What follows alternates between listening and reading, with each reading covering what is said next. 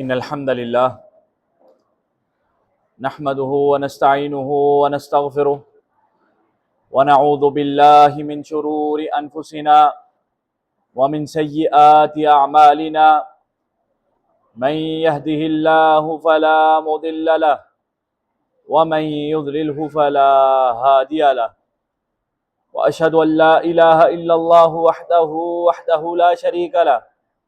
وأشهد أن محمدًا عبده ورسوله صلى الله عليه وعلى آله وصحبه وسلم وبعد يا أيها الذين آمنوا اتقوا الله حق تقاته ولا تموتن إلا وأنتم مسلمون يا أيها الناس اتقوا ربكم الذي خلقكم من نفس واحدة وخلق منها زوجها وبث منهما رجالا كثيرا ونساء واتقوا الله الذي تساءلون به والأرحام إن الله كان عليكم رقيبا يا أيها الذين آمنوا اتقوا الله وقولوا قولا سديدا يصلح لكم أعمالكم ويغفر لكم ذنوبكم ومن يطع الله ورسوله فقد فاز فوزا عظيما أما بعد فإن خير الحديث كتاب الله وخير الهدي هدي محمد صلى الله عليه وسلم وشر الأمور محدثاتها وكل محدثة بدعة وكل بدعة ضلالة وكل ضلالة في النار قال الله تبارك وتعالى في كلامه المجيد أعوذ بالله من الشيطان الرجيم محمد رسول الله والذين معه أشداء على الكفار رحماء بينهم اللهم صل على محمد وعلى آل محمد كما صليت على إبراهيم وعلى آل إبراهيم إنك حميد مجيد اللهم بارك على محمد وعلى آل محمد كما باركت على إبراهيم وعلى آل إبراهيم إنك حميد مجيد رب اشرح لي صدري ويسر لي أمري واحلل عقدة من لساني يفقهوا قولي واجعل لي وزيرا من أهلي ربنا زدنا علما اللهم إنا نسألك علما نافعا ورزقا طيبا وعملا متقبلا وشفاء من كل داء اللهم انفعنا بما علمتنا وعلمنا ما ينفعنا وارزقنا علما ينفعنا وزدنا علما۔ تمام قسم کی حمد و ثنا اللہ رب العزت کے لیے جو خالق، مالک، رازق، دستگیر، غوث العظم ہے، نہ اس کی ذات میں اس کا کوئی شریک ہے، نہ اس کی صفات میں اس کا کوئی شریک۔ درود و سلام ہو امام الہدا، امام التقیٰ، امام الانبیاء جناب محمد مصطفیٰ صلی اللہ علیہ وسلم کی ذات اقدس و مقدس پر، جنہیں اللہ رب العزت نے ہادی مہدی مقتدی مہتدی بنا کر کے مبعوث فرمایا۔ رحمتوں کی دعائیں ان ہستیوں کے لیے کہ جنہیں اللہ رب العزت نے نبی مکرم صلی اللہ علیہ وسلم کی صحبت کے لیے چنا۔ اذان گرامی، گزشتہ جمعہ میں سورہ فتح کی آخری آیہ مبارکہ کے اوپر ہم بات کر رہے تھے۔ رب تعالیٰ فرماتے ہیں محمد الرسول اللہ، محمد عربی صلی اللہ علیہ وسلم اللہ کے رسول ہیں۔ والذین معہ، اور جو آپ کے ساتھی ہیں ان کی صفات رب تعالیٰ بیان کرتے ہیں۔ یہ آپ کے ساتھی کوئی معمولی ہستیاں نہیں ہیں۔ آپ علیہ السلام کے جو ساتھی ہیں وہ صدیق ہوں، وہ فاروق ہوں، عثمان ذو النورین ہوں، علی شیر خدا ہوں، یا حسنین کریمین ہوں، یا دیگر صحابہ ہوں، اہل بیت اطہار ہوں، یہ سب عظیم ہستیاں ہیں۔ بلکہ علماء مفسرین محدثین نے یہاں تک کہا کہ تمام انبیاء کرام کے بعد سب سے عظیم ہستیاں کوئی ہیں تو ہر نبی کے صحابی ہوئے ہیں، لیکن سب سے زیادہ شرف جنہوں نے پایا ہے وہ نبی مکرم صلی اللہ علیہ وسلم نے انبیاء میں پایا ہے اور آپ کے ساتھیوں نے عام امتوں میں پایا ہے۔ یہ معمولی ہستیاں نہیں ہیں، یہ ہستیاں وہ ہستیاں ہیں کہ جن کا رب تعالیٰ اپنے کلام میں بارہا ذکر کرتے ہیں، اور رب تعالیٰ اپنے ان خاص بندوں کا خود دفاع فرماتے ہیں۔ جب منافقین نے اور یہود نے یہ کہا انؤمن کما آمن السفہاء، کیا ہم ایمان لائیں اس طرح سے جس طرح بے وقوف ایمان لائے، رب تعالیٰ کو ان کا نبی مکرم صلی اللہ علیہ وسلم کے ساتھیوں کو بے وقوف کہنا رب تعالیٰ کو عرش بری پر پسند نہ آیا۔ رب تعالیٰ نے جواب دیا الا انہم ہم السفہاء، خبردار یہی ہیں جو بے وقوف ہیں، یہ جو نبی کے ساتھی ہیں یہ تو سب سے زیادہ عقل والے ہیں کہ جنہوں نے اپنی دنیا بھی سنوار لی، جنہوں نے اپنی آخرت بھی سنوار لی۔ یہ نبی مکرم صلی اللہ علیہ وسلم کے ساتھی معمولی ساتھی نہیں ہیں۔ رب تعالیٰ نے اپنے کلام میں سورہ توبہ میں اس طرح سے بھی ذکر فرمایا والسابقون الاولون من المہاجرین والانصار، مہاجرین و انصار میں سے، مہاجرین جو مکہ سے نبی مکرم صلی اللہ علیہ وسلم کے ساتھ ہجرت کر کے مدینہ آئے، انصار جنہوں نے نبی مکرم صلی اللہ علیہ وسلم کو اور آپ کے ساتھیوں کو اپنے گھر دیے، اپنے کاروبار دیے، اپنے مال دیے۔ والسابقون الاولون من المہاجرین والانصار، پہلے مہاجر، پہلے انصار جو شروع میں ایمان لے کر کے آئے، والذین اتبعوہم باحسان، اور جنہوں نے احسان کے ساتھ، نیکی کے ساتھ اور دل کی گہرائیوں کے ساتھ ان کی پیروی کی، اسی طریقے پر اور اسے نقش قدم پر چلے جس پر نبی مکرم صلی اللہ علیہ وسلم کے سابقون صحابہ کرام چلے۔ رب تعالیٰ فرماتے ہیں رضی اللہ عنہم ورضوا عنہ، یہ معمولی ہستیاں نہیں ہیں، رب تعالیٰ ان سے راضی ہوا۔ رب ان سے راضی ہوا تو صرف رب ہی راضی نہیں ہوا، رب تعالیٰ نے ان کو وہ مقام دیا کہ یہ بھی رب تعالیٰ سے راضی ہیں۔ وَأَعَدَّ لَهُمْ جَنَّاتٍ، اور صرف اس پر بس نہیں کہ اللہ راضی ہو گیا، یہ اللہ سے راضی ہو کے نہیں، وَأَعَدَّ لَهُمْ جَنَّاتٍ، اللہ نے ان عظیم ہستیوں کے لیے جنتیں تیار کر رکھی ہیں، خاص جنتیں تیار کر رکھی ہیں، تجری تحت الانہار، جس کے نیچے سے نہریں بہ رہی ہیں، خالدین فیہا ابدا، ہمیشہ ہمیشہ ہمیشہ اس میں رہیں گے۔ ذالک الفوز العظیم، یہ کوئی معمولی کامیابی نہیں، یہ بہت بڑی کامیابی ہے جو نبی مکرم صلی اللہ علیہ وسلم کے صحابہ اہل بیت اطہار کو حاصل ہوئی۔ اور دوسرے مقام پر رب تعالیٰ فرماتے ہیں سورہ حدید میں لا یستوی منکم من انفق من قبل الفتح وقاتل، جو فتح مکہ سے پہلے ایمان لے کر کے آئے، اسلام قبول کیا، وہ اور جنہوں نے اسلام قبول کیا اور خرچ کیا فتح مکہ سے قبل، اور ان کے مقابلے میں وہ جو بعد میں اسلام قبول کرتے ہیں یا جنہوں نے کیا اور اس کے بعد رب تعالیٰ کی راہ میں خرچ کیا، دونوں برابر ہیں۔ جنہوں نے کڑے وقت دیکھے ہیں اور جنہوں نے اچھے وقت دیکھے ہیں، دونوں برابر نہیں ہیں، لیکن یہ برابری ایک دوسرے کے مقابلے میں ہے، میرے اور ان کے مقابلے میں نہیں، آپ اور ان کے مقابلے میں نہیں۔ لیکن رب تعالیٰ کیا فرماتے ہیں فتح مکہ سے پہلے یا بعد؟ وَكُلًّا وَعَدَ اللَّهُ الْحُسْنَى، اللہ رب العزت نے سب کے ساتھ الحسنہ کا وعدہ کیا ہے۔ اللہ رب العزت نے الحسنہ کا وعدہ کیا ہے۔ کیا مطلب ہے الحسنہ؟ سورہ یونس میں رب تعالیٰ فرماتے ہیں للذین احسنوا الحسنى وزیادہ، جو نیکوکار ہیں ان کے لیے الحسنہ ہے۔ مفسرین فرماتے ہیں الحسنہ سے مراد جنت ہے، وزیادہ سے مراد رب تعالیٰ کا دیدار ہے۔ تو ان کے لیے رب تعالیٰ نے جنتیں تیار کر دی ہیں، فتح مکہ سے پہلے ایمان لانے والے ہوں یا بعد میں لانے والے ہوں۔ ہمارے معاشرے میں نام نہاد سکالر حضرات کھڑے ہو چکے ہیں جو طرح طرح کی باتیں کرتے ہیں۔ اب ڈائریکٹ محمد رسول اللہ صلی اللہ علیہ وسلم پر اٹیک نہیں کر سکتے، آپ کے شاگردوں کو باتیں کرتے ہیں، اور مقصد ان کا یہی ہے جو مقصد یہود کا تھا کہ نبی مکرم صلی اللہ علیہ وسلم کی رسالت کو کسی طرح جھٹلایا جا سکے اور جھوٹا قرار دیا جا سکے۔ آج مسلمانوں میں ایسے لوگ پیدا ہو چکے ہیں، وہ مقابلے کرتے ہیں کہ فتح مکہ سے پہلے جو ایمان لے کر کے آئے، وہ تو ٹھیک، جو بعد میں لے کر کے آئے ان کے اوپر بات کرتے ہیں، اور بالخصوص بات کرتے ہیں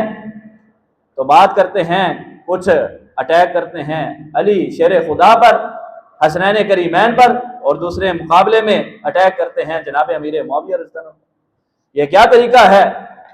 یہ وہ طریقہ ہرگز نہ ہے جس پر صحابہ خود تھے، تابعین اعظام تھے اور اتباع تابعین۔ ہمارے دین کے اساتین جس طریقے پر تھے ہمیں اس طریقے پر آنا چاہیے، اور وہ کیا تھا؟ ہم نے ان سب کے بارے میں حسن ظن رکھنا ہے۔ اللہ رب العزت کی شان، اللہ رب العزت کو پتا تھا کہ اس امت میں ایسے بدبخت پیدا ہوں گے جو ایسی باتیں کریں گے۔ رب تعالیٰ نے پہلے ہی فرما دیا وَكُلًّا وَعَدَ اللَّهُ الْحُسْنَىٰ، اللہ نے سب کے لیے جنت کا وعدہ کر دیا، سب کو اللہ جنت دے گا۔ بھائی اللہ جس سے راضی، اللہ نے جن کو جنت کے پروانے جاری کر دیے، میں آپ کون ہوتے ہیں کہ اب ہم باتیں کرتے پھریں گے نہیں جی انہوں نے تو یہ کیا تھا، انہوں نے وہ کیا؟ کیا میں آپ اللہ رب العزت کو پوچھ سکتے ہیں کہ اس نے 100 قتل کرنے والے کو معاف کیوں کیا؟ سنا ہے نا واقعہ، بنی اسرائیل کا واقعہ حضور نے خود بیان فرمایا۔ ایک آدمی نے 99 قتل کیے، کسی کے پاس جا کے صوفی صاحب سے پوچھا کہ 99 قتل کیے ہیں، اب ندامت ہے، توبہ کرنا چاہتا ہوں، کیا میرے لیے توبہ؟ تو نے 99 گھر اجاڑ دیے، تیرے لیے کیا توبہ ہے؟ جا، تیرے لیے کوئی توبہ نہیں۔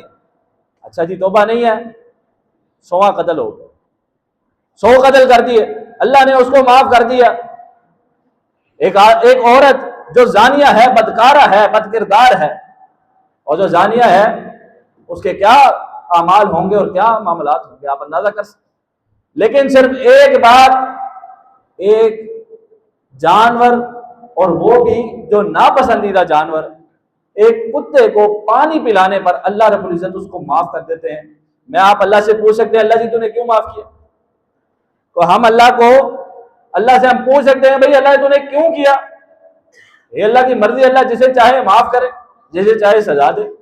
اور سزا وہ نا انصافی پر نہیں دیتا، عدل پر جس کی سزا بنتی ہے اسی کو دیتا ہے، معاف وہ جسے چاہے اپنی رحمت سے کرتا پھرے وہ کر دیتا ہے، اس کی رحمت ہے، ہم اسے پوچھ نہیں سکتے۔ اللہ رب العزت نے تو اسے بھی معاف کر دیا جس نے اپنے بیٹوں کو کہا کہ جب میں مر جاؤں تو مجھے میری لاش کو آگ لگا دینا اور میری راکھ کو سمندر میں بہا دینا، اور ساتھ ایک کفریہ بات کہی کہ ایسا نہ ہو کہ اللہ مجھ پر قدرت پالے اور مجھے عذاب دے دے۔ گویا اس کا یہ ایمان تھا کہ اللہ رب العزت مجھے دوبارہ نہیں سمیٹ سکتا اور زندہ نہیں کر سکتا، میرا حساب نہیں لے سکتا، اتنی بڑی بات۔ لیکن اللہ رب العزت کو اس کی کیا ادا پسند آئی کہ اللہ نے اس کو بھی معاف کر دیا۔ میں آپ کون ہوتے ہیں کہ ہم جائزہ لیتے رہیں، مقابلے کرتے رہیں اور ہم محاسبہ کرتے رہیں ان ہستیوں کا جن کی تربیت خود محمد رسول اللہ صلی اللہ علیہ وسلم نے فرمائی، جو خیر الناس ہیں،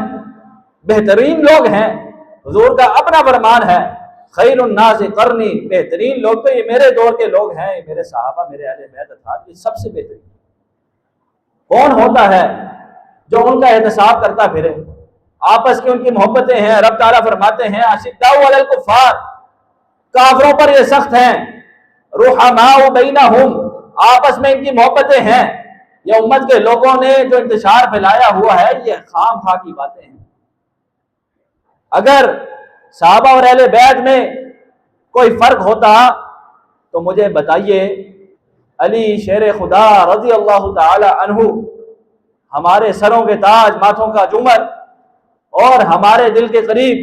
نبی مکرم صلی اللہ علیہ وسلم کے محبوب، ہمارے محبوب، مومنوں کے محبوب، اپنی بیٹی ام کلثوم کو جناب عمر بن خطاب رضی اللہ تعالی عنہ کے ساتھ بیعت دے۔ جواب دیجئے، آپ کا دشمن ہے، آپ اپنی بیٹی اس کو دیں گے یا اس کو دیں گے جس سے آپ دل و جان سے محبت کرتے ہیں؟ جواب دیجئے۔ یہ کیا بات ہے؟ ہم جب دیکھتے ہیں تو ہمیں علی رضی اللہ تعالی عنہ کے نسلوں میں ہمیں ابو بکر رضی اللہ تعالیٰ عنہ کے نام پر ان کی اولادیں نظر آتی ہیں، عمر رضی اللہ عنہ کے نام پر ان کی اولادیں نظر آتی ہیں۔ یہ کیا ہے؟ یہ محبت ہے کہ نفرت؟ جناب عبداللہ ابن عباس رضی اللہ تعالیٰ عنہما فرماتے ہیں جس وقت جناب عمر بن خطاب رضی اللہ تعالیٰ عنہ کا جنازہ سامنے موجود تھا، ایک آدمی نے میرے کندھے پر ہاتھ رکھا اور وہ کہنے لگا کہ مجھے یقین تھا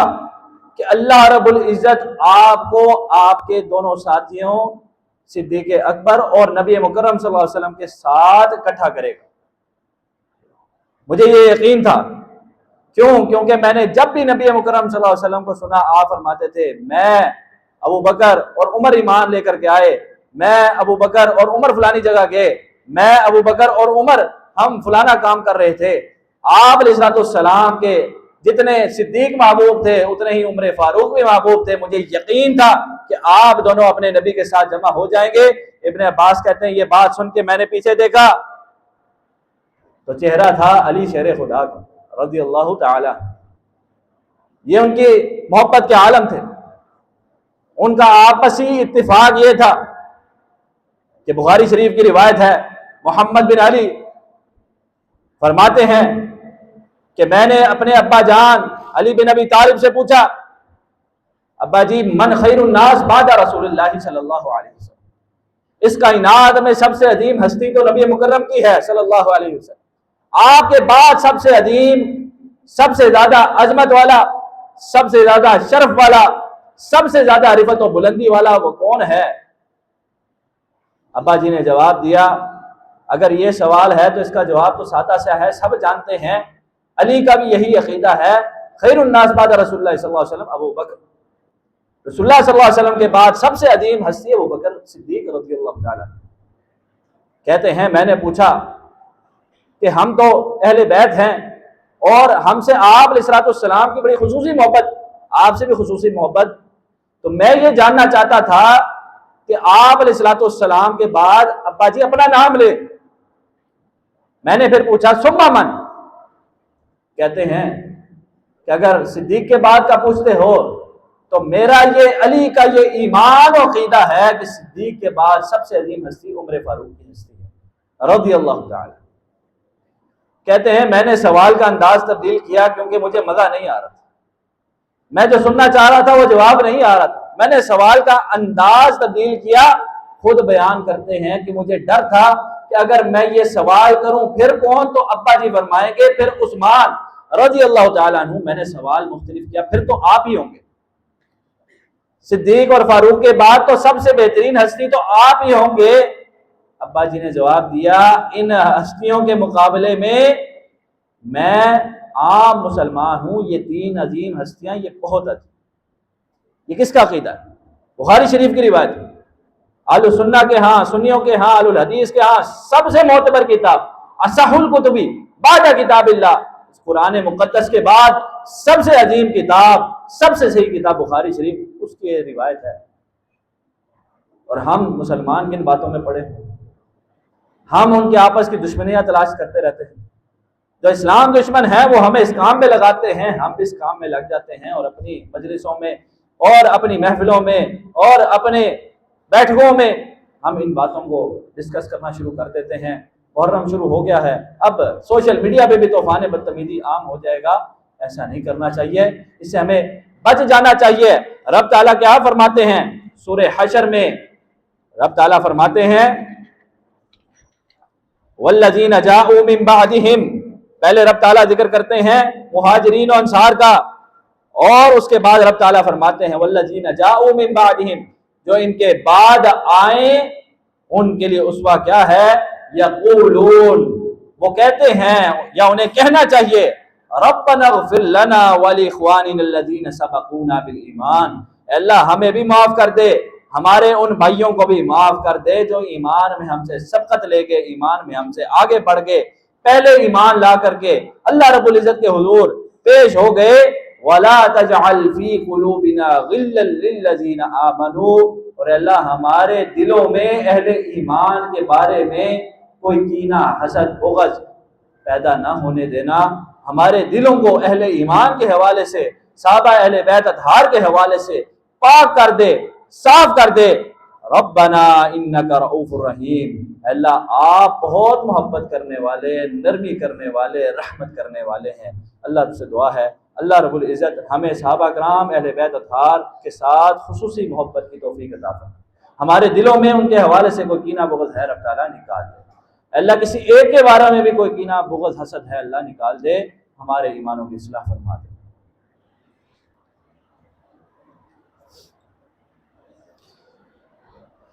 ان الحمد للہ نحمده ونستعینه ونستغفره ونعوذ باللہ من شرور انفسنا ومن سیئات اعمالنا من يهده الله فلا مضل له ومن يضلل فلا هادي له واشهد ان لا اله الا الله وحده لا شريك له واشهد ان محمدا عبده ورسوله